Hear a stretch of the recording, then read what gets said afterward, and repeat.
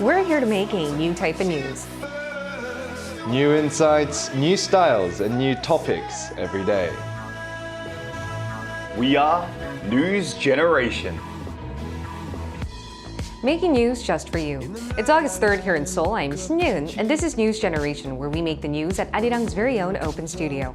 Every morning, we'll discuss the top issues and latest current affairs affecting people in their 20s and 30s. Joining me in the studio is Kim Xiang. Good morning, yeah. Good morning, and Walter Lee. Lovely to be here. Now, both are here to speak on behalf of people in their 20s and 30s. As usual, let's start with our news feed, which covers different hashtags and news items that have been trending on social media over the past 24 hours.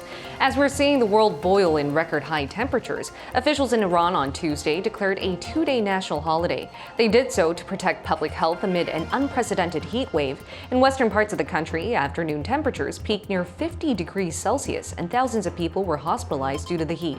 Up till today, banks, judicial offices, and schools will be closed. Covering news here in Korea, the National Fire Agency has issued warnings against bee stings because they found this year alone 3 people died from bee stings. Officials said we should be on the lookout for hornets that are most active from July to October after torrential rain. They said we should refrain from wearing dark clothes and perfume. Big companies in Korea are struggling with managing their personnel, especially young ones, as they're seeing more workers aged 29 and under quit year after year. LG Electronics alone has found the number of employees in their 20s who decided to quit last year increased by 30%. This was 10 times more than the number of those in their 50s. And it's not just LG Electronics, though. Samsung Electronics last year saw the number of employees in their 20s drop from 53% to 30% in just 5 years. And experts believe that if we continue to see this trend, the average age of workers in Korea could go up to the age of 54. The Korea Chamber of Commerce and Industry already found last year that the average age increased to 46.8. They estimated this figure to surpass 50 by the year 2030, which is already 10 years older than the estimated average in 2050 for all OECD member countries. Now, I would like to expand the news feed here to the studio. Walter, what did you think about this story? Well, first, that's sort of a benefit for me as I'm getting older. That means I can work a little bit longer. So I'm okay with the younger generation. Well, in your 50s, Walter, yeah? Yeah, well, I'm getting close anyway. It feels like that. But personally, I've always seen potential of having mixed ages within the workplace. Living in Australia, obviously there are people of many ages, 50 and above, 60 and above, mixing with people as early as 19 or 18 as soon as they can start working full time. So I see the potential of having this mixed age group within one workplace. But here in Korea, the difference might be that there was this culture of a lot of older employees treating younger employees badly or looking down on them. So if we can at least improve this sort of culture, maybe it won't force the younger generation to quit so much. That's so true. And we've covered this on NewsGen a couple of times, that a lot of people in our generation seem to be quitting not too long into their post. But what do you think about this phenomenon? Yeah, I mean, I think Walter did make a good point as well, this culture of hierarchy as well. I think in most other, most Western cultures where there isn't sort of any age sort of group and hierarchy regarding to age, you see a bit less of this and more sort of a linear sort of hierarchy, especially for big companies, for Samsung and LG Electronics and things like that. All of those staff members are all very talented people. So they're all young and talented. They know what they are capable of. And if they get treated by their peers and things like just because they're a bit younger and they don't really get the jobs they want, they don't really have the projects they like to take on, then it's more inclined for them to leave the company and maybe work for a smaller company where they can really meet their heart's desire and actually make something of themselves with the skills they have. So I think that makes good sense, especially for bigger companies, as you said, Samsung and LG, and people are inclining to do more startups these days as well. There's a lot of government programs in Korea especially supporting these young people doing new businesses and startups as well. So I think if you're more skilled, if you have more talents, then you're more inclined to try new things and go venture out as well. And that's not necessarily bad in my opinion. It's a good thing. Yeah, if they start from a big company and then go to these small and middle enterprises or even Maybe startups. steal some of their accounts. No. But even when I asked this question to my friends, they said the only reason why they would quit their job at big companies is because they wouldn't be happy with their team or their project. And I think companies should keep in mind what to do for this to keep their young employees at the workplace. And that was our news feed for this Thursday. Let's now head into our discussion topic of the day. Recently, 87 out of 100 Korean lawmakers said we should legalize assisted death. Why? Take a look at the screen to find out. Last year, French actor Alaindelon said he wanted to end his own life in the near future. He said he wanted to be euthanized in Switzerland so he doesn't suffer from his illnesses anymore. This was something he had planned on doing for years. His wife, who died from pancreatic cancer, had wanted to die through euthanasia as well. He had since promoted that euthanasia is the most logical and natural thing to do. The Korean public seems to agree. According to Dignitas, a non-profit organization providing medically assisted suicide in Switzerland, Koreans made up the most of their subscriptions among all Asian countries.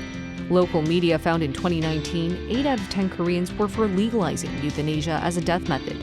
Discussions have since been underway, but no legal measure has been taken. We're living in times where we value an individual's rights and choices, but should we go as far as allowing people to take their own life whenever they want? That's the central question for today's discussion topic, euthanasia. Euthanasia is when a doctor is allowed by law to end a person's life using painless means. This is, of course, as long as the person and their family agrees. And a similar concept is assisted suicide. This is when a doctor assists an individual in taking their own life if the person requests it. Now, Xiong, what does the general public here in Korea think about this issue? Yeah, I mean, we've seen, as you mentioned in the VCR, people like Alaindelon, who's been a huge supporter of euthanasia, as well as, you might know, Dr. David Goodall, 104-year-old scientist, Australian scientist, who also ended his life in that manner as well. So, I mean, it really depends on the different countries where it's legal and illegal as well. So, I mean, now euthanasia and physician-assisted suicide, PAS you call it, is still illegal in Korea and is currently legal only in a handful of mostly Western countries. So let's have a look at what South Koreans think about legalization of euthanasia in Korea. According to a 2022 survey by the SNU Hospital on a sample of 1,000 participants, 76.3% either strongly agreed or agreed to the legalization, whereas less than a quarter at 23.7% either strongly disagreed or disagreed to the legalization of euthanasia and physician-assisted suicide. As for the reasons why they would support euthanasia, were as followed. The most common reason was that given the condition of the person, they are not living a life worth continuing, so it might be difficult for the families to watch as well. Second most votes were on the right for a person to have control over their own life and choose a more comfortable way of death. The other ones would be allowing for a relief from physical pain, as well as a burden on family both financially and emotionally, and also support the legalization of euthanasia. 3.1% also believe that it is not a violation of human rights and that it's all in good hands for the patient or their families to choose for this option. And all understandable reasons. And Walter, what do you think about this issue? Well, it's a topic that has always intrigued me for quite a long time, and I'm still quite on the fence about it because I see both sides to the argument. For instance, I guess, as we saw in the CG there, I guess the main argument would be if someone has a terminal illness, they don't want to go through some of, sometimes slow and painful deaths. Yeah. But the argument to that is that I hear that nearly all pain can be relieved in some way. And so therefore there will be other alternative treatments as well. If I were in I guess I'm a little, hypocritical when I say that if I were in that situation where I was terminally ill, I would want assisted suicide, but selfishly, if it was someone who I loved, who was like my family members, I would have a hard time agreeing to give that to them. So I'm actually looking forward to seeing what our expert has to say coming up. Yeah, I mean, also, to be honest, Alaindelon actually said in an interview that euthanasia is actually the most logical and natural form of death, to be able to choose your own death, your own fate. I think for us, I think it's difficult to imagine, because we're quite far away technically from death, natural death. So, I mean, it must be a different mindset when you get to a certain age, when you're above maybe 80, 90 years old, when you feel like you're not up to yourself. You might want to have the option to choose. You're physically suffering, then it might be a different story there. And before moving forward, we're going to hear from a health law expert on how this issue should be looked at and any angles we should consider before deciding what's even right or wrong.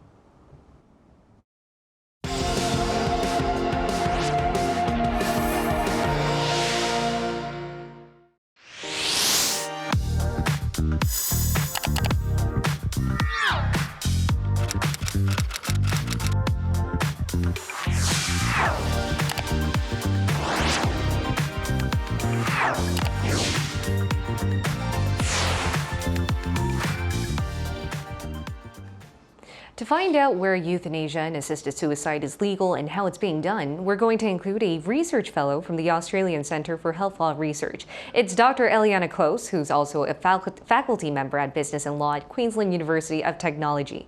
Great to have you on our show today, Dr. Close. Thanks very much for having me. Hello, Eliana. All right, so I'd like to ask you the first question. Is euthanasia and assisted suicide legal in Australia, and where is it legal in the world at the moment? It is legal in Australia. So in the last 6 years, all 6 of our states have passed laws. The last state's law is taking effect later this year. So most of the country has it legal at the moment. Elsewhere, internationally, we are seeing a growing number of countries considering and passing these laws. So it's also legal in Belgium, the Netherlands, Switzerland, Canada, the United States. Certain states have it legalized. New Zealand, Colombia, also more recently Portugal, Spain, and Austria. So most Western countries are allowing it, but not so much here in Asia. Now, how does euthanasia work? Let's get a bit technical. I'm well aware that there's 2 types of euthanasia, active and passive. Could you explain the difference between the 2 and which one is the most active means at the moment? That's a great question. The terminology really varies from country to country in this area. So in Australia, we call it voluntary assisted dying, and that encompasses both what you think of as active euthanasia. So that's where a doctor actually administers a life-ending medication to the patient. We also have what you might think of as physician-assisted suicide, and that's where the patient might drink the substance themselves. Passive euthanasia, we call withholding or withdrawing life-sustaining treatment. So it's really important to keep in mind that voluntary assisted dying is just one small type of end-of-life decision, and actually there's all sorts of other decisions people make, including withdrawing life support, stopping cancer medication, and perhaps choosing not to be resuscitated if they're terminally ill and they suffer some kind of heart attack or stroke. Yeah, I mean, for patients especially who are under, dire medical conditions, it might be difficult to make a sort of clear decision by themselves. And I think that's why some sort of regulations are good, have to be in place. And as a health law researcher, do you think that the laws regarding assisted suicide currently, are they safe? And if so, what needs more work? I do think they're safe, and I can speak to the Australian experience as an example. So we had a very extensive consultation process before these laws were passed. The laws contain numerous safeguards, 68 or more safeguards in the law. Some of those safeguards include a very detailed process to assess whether someone is eligible for this.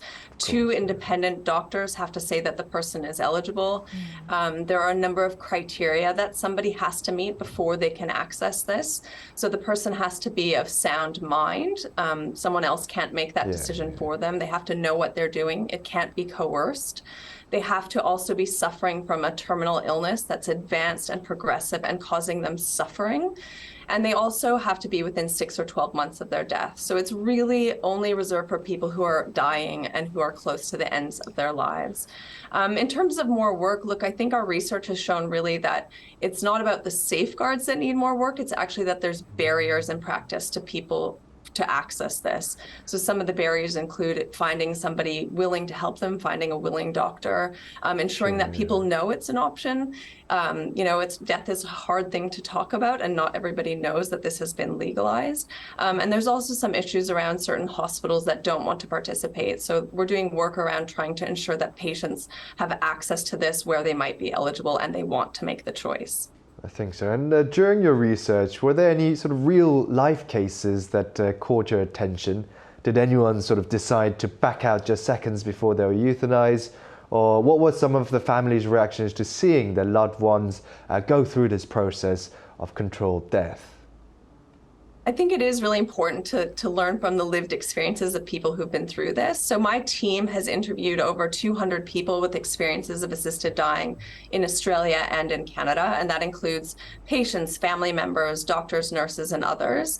And in those accounts, we've really found that people describe this as a very gentle and controlled process, but it's also one that's really person-centered. It's really up to the person that's choosing to make this decision. So the whole process is really rigorous. There's many instances of having to confirm that they want to make this choice. In Australia, you have to make 3 separate requests. So by the time they actually get to that final step, people are really certain that this is what they want. We don't see this kind of last-minute pulling out. Sometimes people don't go through with it. They sometimes die first of their underlying illness, or they go through, they're eligible, and they actually find great relief in being found eligible and knowing that this could be a choice for them. And people report that that sometimes also eases their suffering. And just one last question, it's sort of philosophical. Lastly, do you think there's such thing as a good death? I do think there's such a thing as a good death, and I think what that means is really personal to the individual. But I do think as a society, we all need to be talking about how to support people to have a good death. That can be through voluntary assisted dying or euthanasia for some people, but other people may make different choices. So I think the things that make a good death are having your choices respected, having control, having a pain-free experience, having your emotional suffering alleviated. And so the ways that we as societies can support that are to ensure that we've got good end-of-life care, we've got good palliative care, that we're having open conversations and discussions with our families, with our doctors and our loved ones about how and where we want to die. And also, I do think it's important to have regulation that gives people choice. So I do think it is important to be considering, and it's great to hear that that's on the agenda for you there. Right, as you mentioned, Dr. Close, I think we need more discussion so that people have more access to information and there are better regulations to make sure everything is done safely. Thank you so much. Thank you, Elia. Thank you for having me. Thank you, Doctor. All right, now here's what a few of our viewers had to say on today's topic. If you take a look at the screen, you can see what 3 of them had to say. Kuropo Papo said, depends on the situation in my opinion. In some cases, I feel it would be the best, but I feel as humans, it might become abused. Nureddin says, I think that should be left up to the individual. If you're told you're not going to live much longer and you're in constant pain, I would consider it myself if I had no means of getting better. Samima said, I'm for it as long as they follow the guidelines. If there's no solution or cure to the problem, then inject me with whatever you have and let me die in peace. Thank you to our viewers for sharing their thoughts on today's issue. And to bring the discussion back to the studio, what are some other millennials and Gen Z saying about this relatively contentious topic today? I mean, I think this is always going to be a mixed debate, though it does seem that a lot of people are for this assisted suicide. I mean, the right to abortion is still a hot topic to talk about as well, right? It's also taking a life away. From the point of view from MZers, it's a bit mixed bag of reaction. Some are very philosophical about it by saying like it's damaging the value of life. Life is very precious, therefore you should live it out until you possibly can. Some say this could be like a disguise for murder, as an example. Yeah, exactly. Ethical question. Ethical, on the ethical side, we might have some rogue doctors out there, basically. Or rogue family members. Or rogue family members as well, who have financial intentions at the end of the day. Insurances. So, though, obviously the doctor did point out that there are certain regulations in hold, and it's actually quite a long process to go through in order to be euthanized. There still would be mistakes within the system, and then you could wrongly put someone, I guess, to sleep.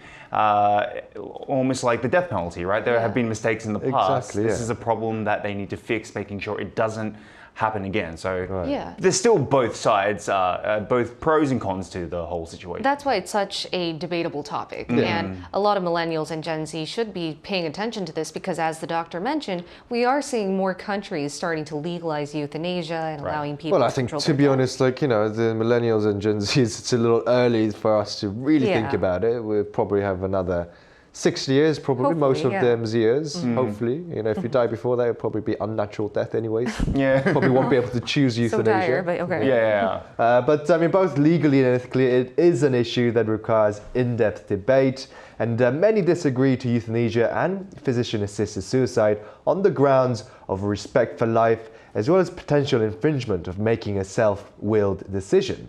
Some point out that the doctor may make a misdiagnosis and that there might be a better chance of recovery than initially expected.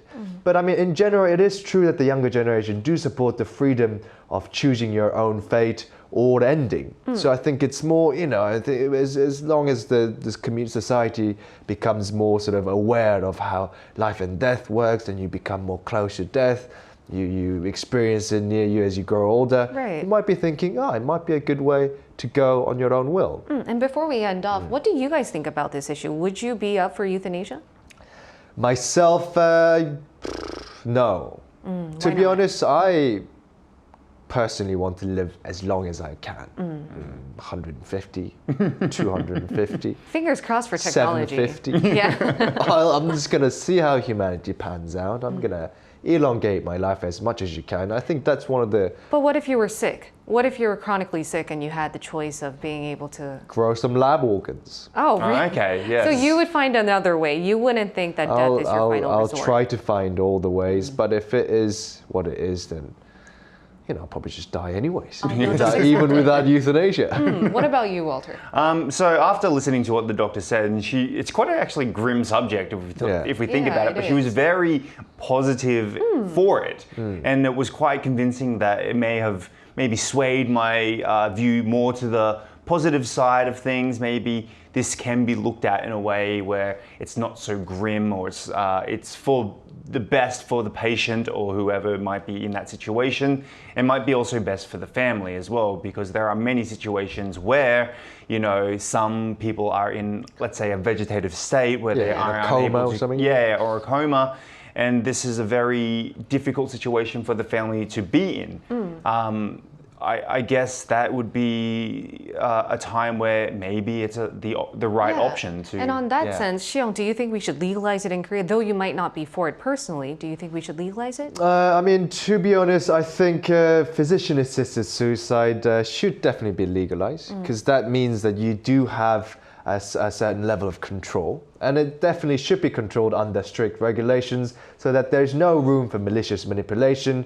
But I'm not sure if euthanasia should still be allowed. I think it should be disallowed to guarantee the patient's right to have control over their own life, especially for patients in a coma, because you never know if he or she might wake up. And if they've been put down through euthanasia without a fair chance of knowing whether they agree to it or not, that's Yeah. a huge shame. That's just a disgrace for But life it's a matter forms. of perspective, I think. Some people might think that euthanasia is the way of controlling their life till the very end. But as you could say, it might Well, not be the euthanasia case. is someone else putting you down. if Yeah, you're but in you a coma choose or to. something. So it all comes down to choice, I Yeah, guess. And as much as it's a very difficult topic, we can't give you a groundbreaking or clear-cut conclusion. But I do think it does open more time for discussions, and hopefully we'll see more regulations follow through. And we'll be here every day from 9:30 to 10 a.m. Korea time, bringing you more topics young people are talking about. Special thanks to Kim Xiang My pleasure. and Walter Lee. Lovely to be here. All right, and thank you everyone for watching. We'll see you tomorrow.